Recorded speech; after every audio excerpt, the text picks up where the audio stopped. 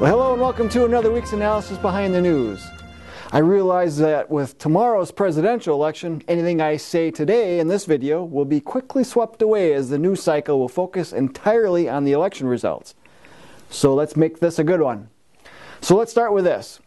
WikiLeaks has dropped additional emails that show Hillary Clinton to have visited Jeffrey Epstein's sex island about 4 times, which is much less than her husband.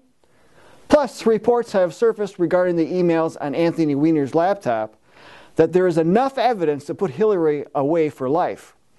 Well, apparently FBI Director James Comey didn't read those reports because yesterday he declared that the reopened FBI investigation would be again closed as many of the found emails were duplicates. Fine.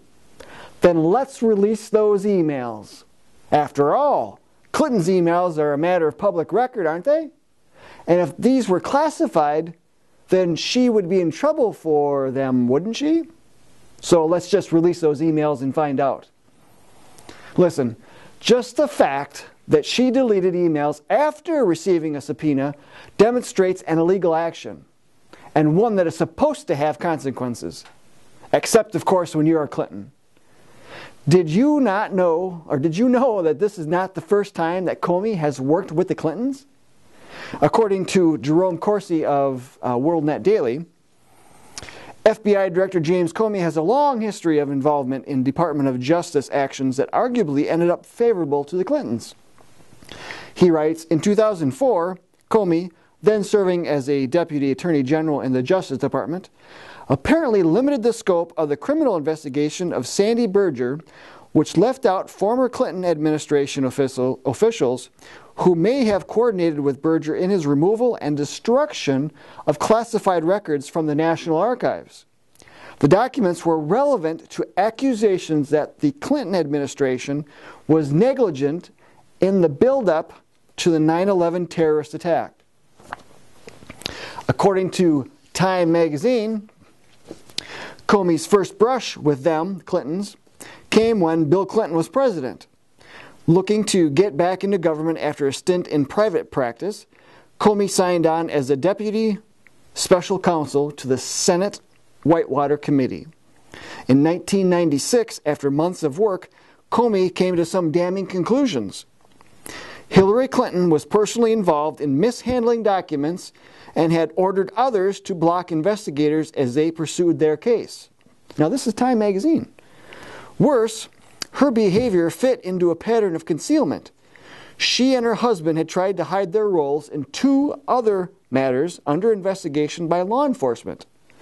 Taken together, the interference by White House officials, which included destruction of documents, amounted to far more than just aggressive lawyering or political naivete, Comey and his fellow investigators concluded.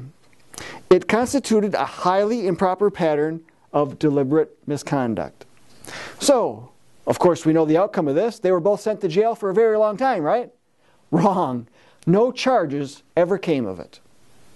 And in 2002, Comey was a federal prosecutor in Manhattan, appointed by George W. Bush. Comey inherited the case into the Clinton pardon of Mark Rich, as well as 175 other pardons Clinton did in his final hours in office. Again, Time points out, despite evidence that several pardon recipients, including Rich, had connections to donations to Bill Clinton's presidential library and Hillary Clinton's 2000 Senate campaign, Comey found no criminal wrongdoing. Folks, these people are like bad pennies. They just keep turning up. These are the type of people who are serving us in D.C. Perhaps it's time we institute literacy tests for government employees, especially in the areas of private email servers, reading and comprehending the Constitution, and following the rule of law. These people are being treated like they're too big to jail. Neither you nor I are too big to jail, and neither is any other American. They must be held accountable for their actions. And speaking of Hillary, did you see where Libertarian VP candidate Bill Weld vouched for her? According to Politico, Bill Weld, told Rachel Maddow, of all people, he was on her show, that he had known her, Hillary Clinton, for 4 decades, both professionally and personally, and for a resident of a swing state like North Carolina, weighing a vote for Johnson or one of the major party candidates, Weld happily made the case for Clinton. Well, he's really in it to win it, isn't he? And what is his connection to Hillary Clinton? They are both members of the Council on Foreign Relations. He was one of 3 chairmen for the CFR Task Force for Building a North American Community, which is the North American Union that the John Birch Society exposed in 2010. So here we are back to the bad penny scenario. These globalists hang around government not because they are interested in serving the people, rather they have illusions of lofty grandeur to use their positions to enrich themselves through money and power. Money that can be had legally and illegally, and power that can easily be seized from the American people in the name of progress. And it's this power that keeps them covering for one another.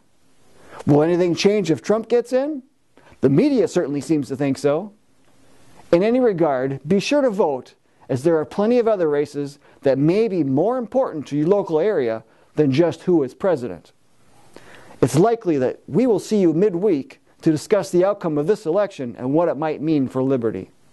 In the meantime, please get over to jbs.org to take advantage of our latest legislative alert. The lame duck session of Congress begins on Monday the 14th.